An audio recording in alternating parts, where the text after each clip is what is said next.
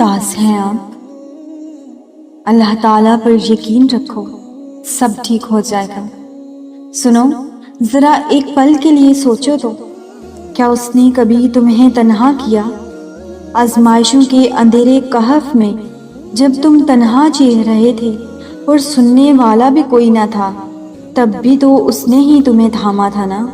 اور جب نفرتوں کے سیاہ اندھیروں میں ہاتھ کو ہاتھ سجائی نہیں دے رہا تھا، تب بھی تو اسی نے ہی ہاتھ تھاما تھا نا؟ جب تم نے آنسو بری نگاہیں اٹھا کر آسمان کی جانب دیکھا تھا، تب بھی تو اس نے تمہارے دل پر سکون طاری کر دیا تھا۔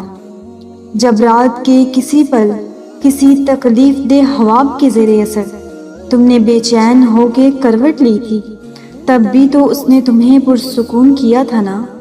جب اس نے ہر موڑ پہ تھامے رکھا ہے، جو تمہارے وجود سے ایک لمحے کے لیے بھی غافل نہیں ہوتا، وہ بھلا اب کیوں نہیں سنے گا؟ تم دیکھنا، وہ سنے گا بھی اور جواب بھی ضرور دے گا۔ یہ حالات مشکل ہے، مگر اللہ رب العزت کی مدد ہمیشہ تمہارے ساتھ ہے۔ تم اکیلے نہیں ہو، وہ تمہیں چاروں طرف سے گھیرے ہوئے ہے۔ وہ تمہیں وہاں سے عطا کرے گا جہاں سے تم نے کبھی گمان بھی نہیں کیا ہوگا۔ یقین رکھو کہ معجزے صبر کرنے والوں کے لیے ہی ہوتے ہیں۔ اس کا انتظار کبھی تمہیں مایوس نہیں کرے گا۔ جو تم نے اللہ رب العزت کی رضا کے لیے کیا، اور تمہیں کبھی بھی ان فیصلوں پر پچھتانا نہیں پڑے گا۔ تمہاری آہیں، تمہاری سسکیاں کبھی خالی نہیں جائیں گی، کیونکہ دعائیں کبھی بھی رد نہیں کی جاتی۔ بس دعاؤں کی قبولیت کا وقت مختلف ہوتا ہے، اس لیے تمہیں صبر کرنا ہے اس وقت کے آنے تک، اور یقین رکھنا ہے کہ جب بھی آئے گا تمہارے حق میں بہترین ہی لائے گا۔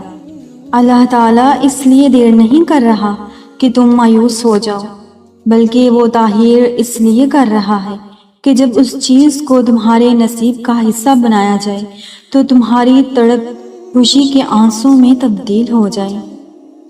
کبھی کبھار ایسا بھی ہوتا ہے کہ جب ہم جائے نماز پر اللہ سے مدد مانگنے کے لیے بیٹھتے ہیں تو آنکھوں سے آنسو بہہ رہے ہوتے ہیں، لیکن زبان سے کوئی بھی دعا لفظوں کی شکل میں کہی نہیں جاتی۔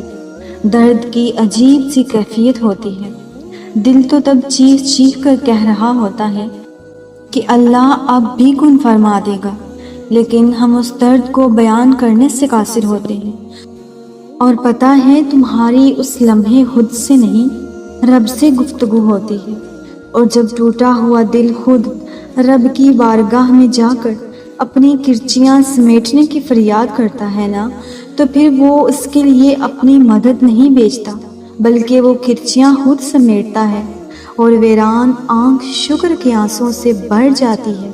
پھر کرچیاں بھی سمٹ جاتی ہیں، شفا بھی مل جاتی ہے، اور تمہیں تمہاری چاہت سے بھی نواز دیا جاتا ہے۔ میری آپ سب کے لیے دعا ہے کہ اللہ پاک آپ کو دلی سکون عطا فرمائے۔ آمین یا رب العالمین۔